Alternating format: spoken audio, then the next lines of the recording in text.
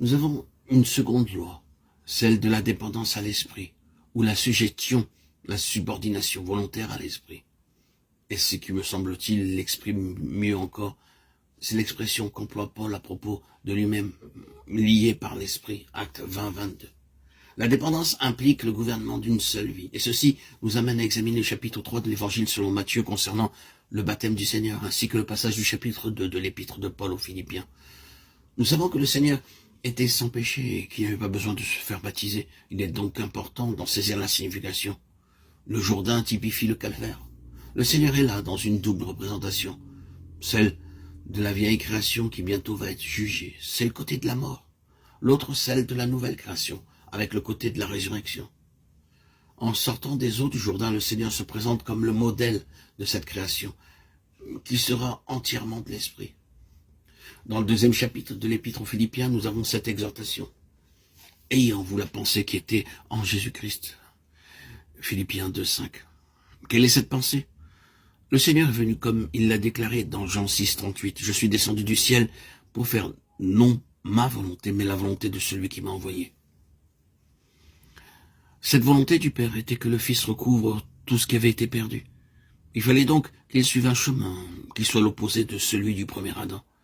Ce fut l'une des raisons de l'incarnation. Ainsi, la pensée qui gouverna Christ, même aux heures les plus sombres, fut essentiellement celle-ci. Toutefois, non pas ce que je veux, mais ce que tu veux. Matthieu 26,39. Bien qu'il ne cessa jamais d'être Dieu, il ne considéra pas sa condition et accepta délibérément celle d'esclave, étant dans la situation d'un vrai homme.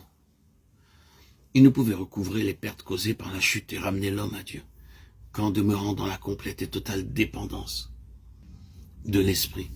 Chez notre Seigneur, le Dieu homme régnait une harmonie parfaite entre son esprit, son âme et son corps.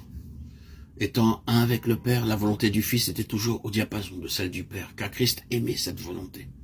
Je fais toujours ce qui lui est agréable. Jean 8,29. Ainsi, après avoir considéré quelque peu le modèle parfait, quel but Dieu veut-il atteindre par l'enseignement de ce baptême et de cette déclaration de Paul en Philippiens 2,5?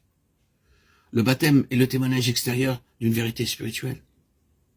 Lorsque nous nous identifions par la simple foi dans la mort de Christ comme étant mort à notre vieil homme, cela signifie que nous reconnaissons et attestons que le gouvernement de notre vie propre, celle de notre moi, a été brisé et que maintenant, unis à Christ par la foi, nous sommes un avec lui dans la résurrection et vivons pour lui, en lui et par lui. Et qu'il est mort pour tous, afin que ceux qui vivent ne vivent plus pour eux-mêmes, mais pour celui qui est mort et ressuscité pour eux. 2 Corinthiens 5,15. Tout a été créé par lui et pour lui. Colossiens 1,16. Le but que le Saint-Esprit poursuit en cela est de séparer l'âme de l'esprit, Hébreux 4,12, afin que le désastre produit dans l'homme par la chute soit annulé, et que le racheté devienne spirituel en vivant et marchant dans l'indépendance de l'esprit, par l'organe régénéré de l'esprit, l'homme nouveau, Éphésiens 5,24, afin de l'amener à la pleine maturité, à l'état d'homme fait,